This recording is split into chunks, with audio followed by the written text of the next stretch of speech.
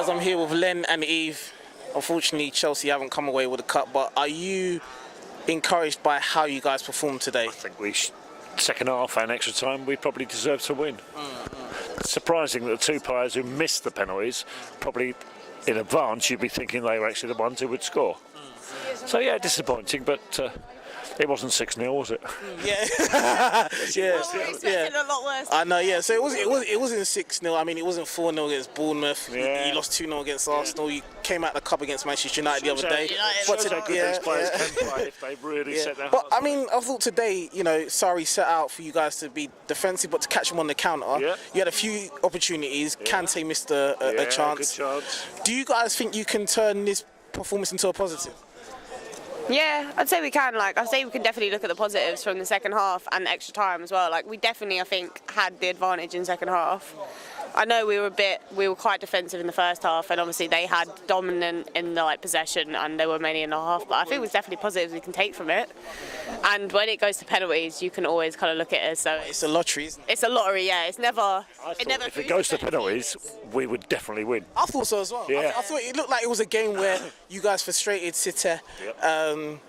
And you know, it seemed like it was edging towards you guys. Yeah, I thought there was an opportunity in the second half where they said Hazard was offside. He wasn't offside. Right.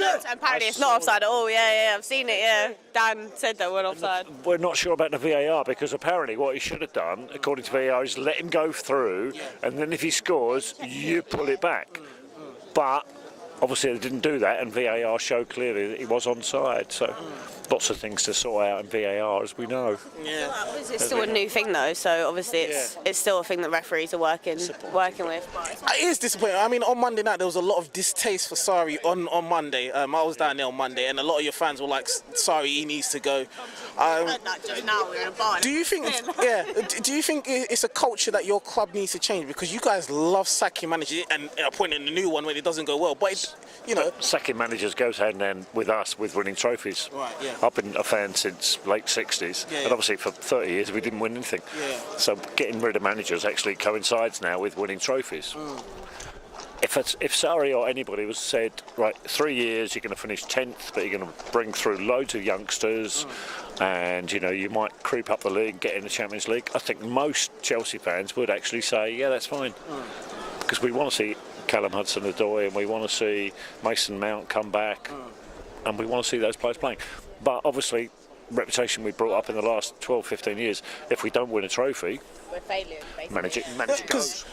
The thing is, obviously, in recent times, your heroes was Frank Lampard, John Terry's guys that loved the club. Absolutely. Didier Drogba. He obviously didn't come through your ranks, but he was someone that had Chelsea embedded in his heart. Absolutely. Now you've mentioned Callum Hudson-Odoi. Yeah. He almost left to go Bayern Munich. You mentioned the other kid, Mason Mount. So are you happy as a Chelsea fan to let that slide? This season slide, bring in the youngsters, maybe finish 6th next season, and bring in blood in the youngsters. From my point of view, excuse me, I would like to see some of the youngsters come through. But if you're going to be a youngster, to come into Chelsea, Man City, Liverpool, Man United, you've got to be world class. And we've had a lot of good youngsters come through who have actually then gone on to other teams and not really pulled up any trees. People then go, well, you're not using your youth team enough, and it's like, yeah, but you have to be at a certain level. You've got to be world class. You've got to be international to get into the side. But I think we've now got 1-2. Actually, there might be Callum, Ruben, Mason Mount, possibly Ollie Einar, who's out in Europe playing. They look as if they're a bit above what we've had. Josh McEachran's going to be this and that. Unfortunately, he's ended up being Championship, if not worse, as a player. Now, finally, there's 2 or 3 that are probably good enough that they could come through, but the manager won't get a chance. Probably they don't have time. No. Now, finally, you're man of the match today. For me, man of the match, it's a tough one. For me, I'll tell you, my man of the match. I thought Kante was exceptional. I thought he was breaking up everything. That's what he does, isn't it? I think he's actually turning into a really good attacking midfielder because he breaks people down further up the pitch, which is for a side like. He almost scored, isn't it?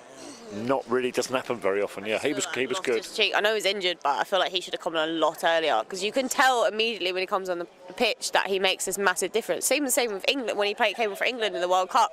The whole game just changed immediately as he comes on. Like we see what the crowd does when the crowd goes up. When Callum Hudson-Odoi come on and the crowd goes up, and it was very quiet from the Man City end for quite a lot of the extra time in the second half. Well, let's hope in the Nations League they can be selected for the and then we can bring some sort of silverware home. Nice. Guys, appreciate that. Pleasure. Lovely stuff.